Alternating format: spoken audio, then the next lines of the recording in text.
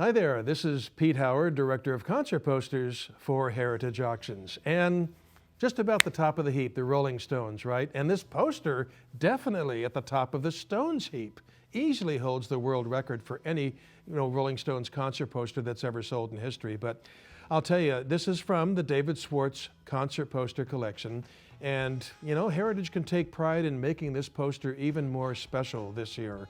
Here we are in the fall of 2024, and boy, back in April, David Swartz pulled out a beautiful, unrestored near mint copy, and Heritage realized $93,750, blowing the doors off any expectations, including my highest estimate.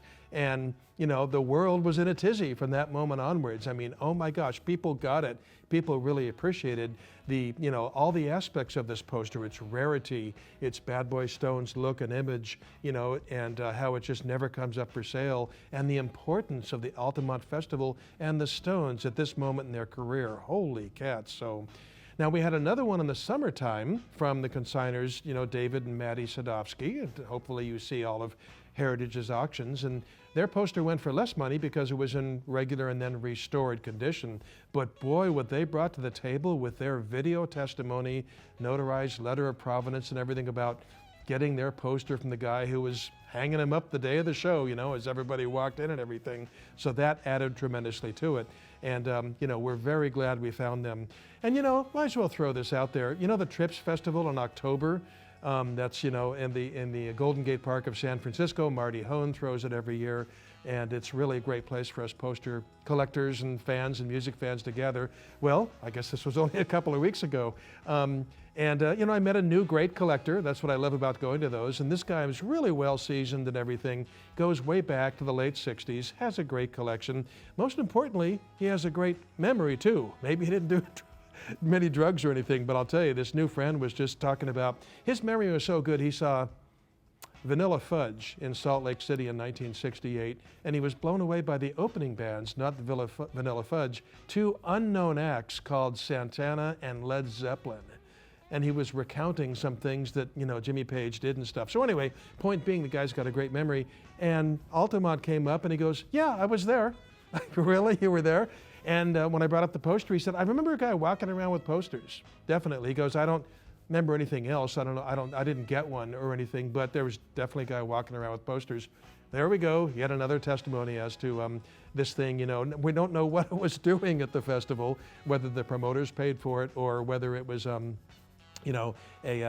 bootleg job just to sell or something. But, well, actually we have the testimony that was being posted. So it was probably done by the promoter, Dick Carter, we're assuming. So it was nice to get that news story. It happens now seemingly a couple times a year. Somebody steps forward and says, yeah, I saw it there and whatnot, So one thing you can certainly say about Altamont is that's one of the three most consequential music festivals in history, right? I mean, you've got certainly Monterey Pop and Woodstock, and the very nature of Altamont. And, you do have other things like the Atlanta Pop Festival and stuff, but nothing really happened around them. With Altamont, I mean, that one word, Altamont, just sums up so much, and everybody knows what happened.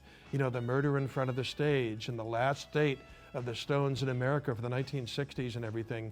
And the marvelous, marvelous movie and documentary, it is still on HBO Max, and it's called Gimme Shelter. If you haven't seen that, you really have to see it, because it just really so crystallizes, this event and all its spookiness and everything around it. So, it was just a notorious day, and this, the whole event was thrown together, and I mean, for heaven's sake, the stage was like 39 inches off the ground. Can you imagine the Stones and the Airplane and the Dead who didn't play and CSNY and stuff, and going up to the stage and it's like up to your waist or something. I mean, talk about lack of security. So hello, the Hells Angels were security, and they were paid in beer, I think it was. So there's, they must have been stomping on hands at the edge of the stage to get people to pull back or something. It was just a colossal mess. And that's why I say the event was just so very, very consequential. Heck. And as a matter of fact, Hells Angel Alan Passard was charged with murder of Meredith Hunter in front of the stage. He was acquitted by a jury when it was proven that Meredith Hunter both had a gun and was on meth. So there you go. There's another amazing backstory to this. In 2008, an FBI agent revealed that the Hells Angels had planned, after this show, they were so pissed at the Stones and Jagger, the plan to murder Mick Jagger, who was staying on Long Island at the time. And they actually, I don't know if there were 2 of them or 3 of them, got into a boat and were approaching, and a storm was brewing and sort of almost swamped their boat. They had to turn around and go back just because of the weather, or they would have sunk. Can you imagine if that storm hadn't hit, how history would be different, rock history, if Mick Jagger had been murdered at the end of the 60s? I mean, it just boggles the mind. It's just, oh, you know, you just can't even imagine it. Just absolutely crazy, which all adds, of course, to the mystique of this poster. Just amazing, and yet so rare. You know, it's crazy. Heritage, now we've had 2 in our history.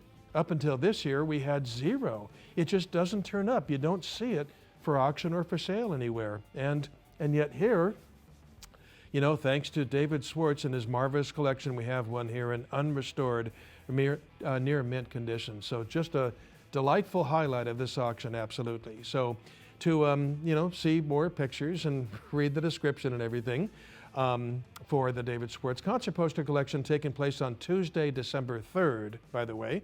The 2nd is music memorabilia. Wednesday the 4th is all the other concert posters. Tuesday the 3rd is David's collection. You just go to ha.com/7383.